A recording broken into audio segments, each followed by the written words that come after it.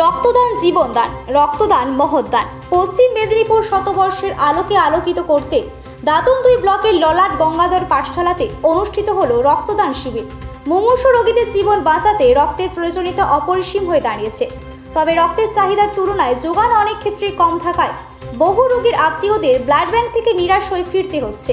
এই রক্ত সংকট দূর করতে এগিয়ে এসেছে বিভিন্ন পঞ্চায়েত, প্রশাসনিক বিভাগ ও স্বেচ্ছাসেবী সংগঠনগুলি। এই উদ্যোগের অঙ্গ হিসেবে রবিবার দাঁতন ব্লকের ললাট গঙ্গাধর পাঠশালার পক্ষ থেকে আয়োজন করা হয়েছে স্বেচ্ছায় রক্তদান শিবির, যেখানে শিক্ষক, শিক্ষিকা, ছাত্রছাত্রী এবং অভিভাবক অভিভাবিকা মিলে মোট 100 জন স্বেচ্ছায় রক্তদান করেন। রক্তদাতা শিবিরে সংগৃহীত রক্ত সংগ্রহ করেন এগরা সুপার স্পেশালিটি হাসপাতালের ব্লাড ব্যাংকের কর্মীরা। এই রক্তদানে ছাত্রছাত্রীদের উদ্বুদ্ধ করতে ছাত্রছাত্রীদের হাতে তুলে দেওয়া হয় একটি করে চারাগাছ।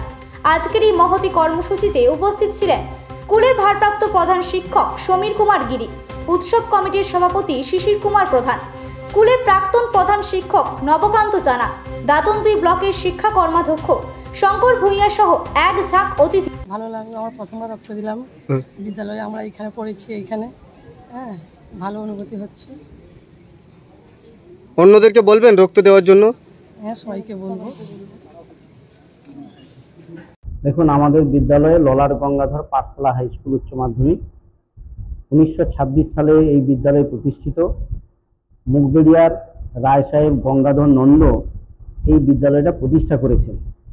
1926 সাল মানে বুঝতেই পাচ্ছেন, পরাধীন ভারতবর্ষ, একদিকে স্বাধীনতার আন্দোলন, অন্যদিকে তার ভাবনায় এই যে শিক্ষার জন্য যে আন্দোলন, তিনি একই সঙ্গে 3টা বিদ্যালয় স্থাপন করেছিলেন।